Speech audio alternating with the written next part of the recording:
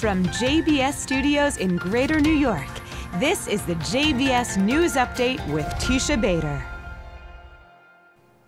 I'm Teisha Bader with the JBS News Update for Monday, March the 4th, 2019. 2 Israeli soldiers were injured in what is believed to have been a deliberate car ramming attack overnight last night in the West Bank. The IDF said Palestinian terrorists drove their vehicle into a group of soldiers who were on the side of the road at the entrance to the Palestinian village of Ni'ima in the northern West Bank, seriously injuring an IDF officer and lightly injuring an Israeli border guard. Soldiers at the scene opened fire at the car, killing 2 Palestinian men inside and wounding a third. The IDF also said that the 3 had earlier thrown firebombs at a nearby highway and that there were additional Molotov cocktails found in their vehicle.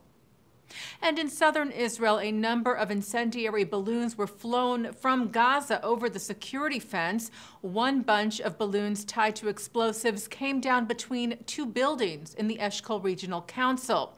They detonated, but no damage or injury was caused. In response, IDF aircraft targeted a Hamas post in Gaza. Later today, 2 more explosive devices attached to balloons were sent over the fence and exploded in Israel. No damage or injury was reported there. Jewish organizations today welcomed a decision by Pope Francis to open up secret Vatican archives on Pope Pius XII, who was pontiff during the Holocaust and who has faced criticism over his silence and inaction during that time. The Vatican claims that Pius worked quietly behind the scenes to help Jews during the Holocaust. Pope Francis agrees with that belief and said that the Church isn't afraid of history and that the archives would be open to researchers beginning March the 2nd of next year. The American Jewish Committee, who has called for the archives opening for decades, welcomed the announcement. AJC International Director of Interreligious Affairs, Rabbi David Rosen, said it was enormously important to Catholic-Jewish relations. He said it is particularly important that experts from the leading Holocaust memorial institutes in Israel and the United States objectively evaluate as best as possible the historical record of that most terrible of times, to acknowledge both the failures as well as the valiant efforts made during the period of the systematic murder of 6 million Jews. B'nai B'rith International has also been calling for the archives to be open. They said the Catholic-Jewish friendship has made unprecedented strides in the decades since World War II, thanks in large part to the Church's efforts at introspection and outreach. And we are optimistic, they said, that a full acknowledgement, even of difficult aspects of the past, will further contribute to this blossoming in the future. Israel's President Reuven Rivlin tweeted the decision by Pope Francis was brave and welcome. French officials have condemned several incidents in France over the weekend. A monument to a synagogue that was destroyed by the Nazis was pushed off its base this weekend in the city of Strasbourg. And today, swastikas were found scrawled on the door and facade of a building in the town of Momenheim that used to hold a synagogue.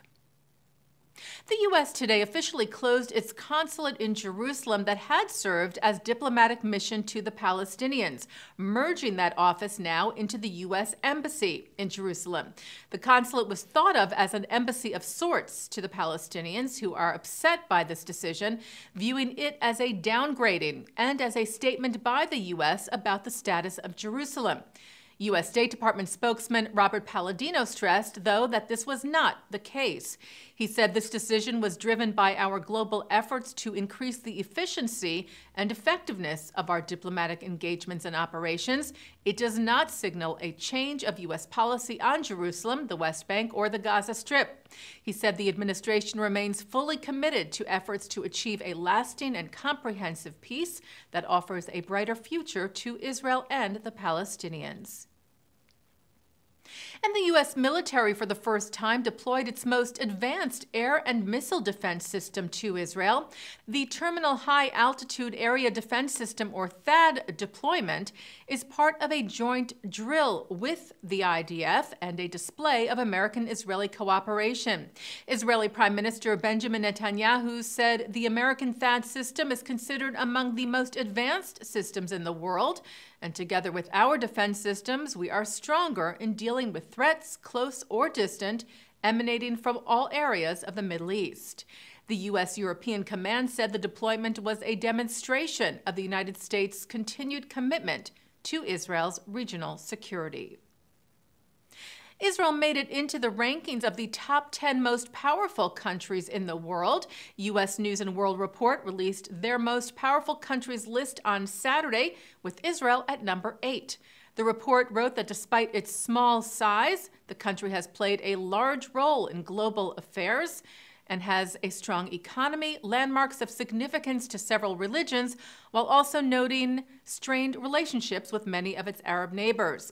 The United States came in at number 1 on the list, followed by Russia and China at numbers 2 and 3, respectively. Taking a look now at our programming for tonight on JBS for Monday, March the 4th at 7 o'clock. It's The Wisdom of Dr. Ruth. At 7:30, former Israeli Prime Minister Ehud Olmert speaks at the Jerusalem Post Conference. At 8, a discussion of how young American Jews view Israel with Yair Rosenberg, Batya Ugar-Sargon, and Barry Weiss. At 9, Mark Golub sits down with former Israeli U.S. Ambassador Danny Ayalon on L'chaim, who talks about issues surrounding the upcoming elections in Israel in April. At 10:30, we hear from celebrity chefs at the 92nd Street Y.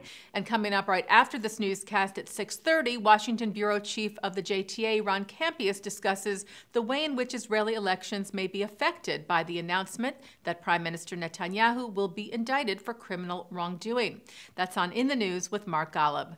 And that's the JBS News Update for Monday, March the 4th, 2019. I'm Teisha Bader.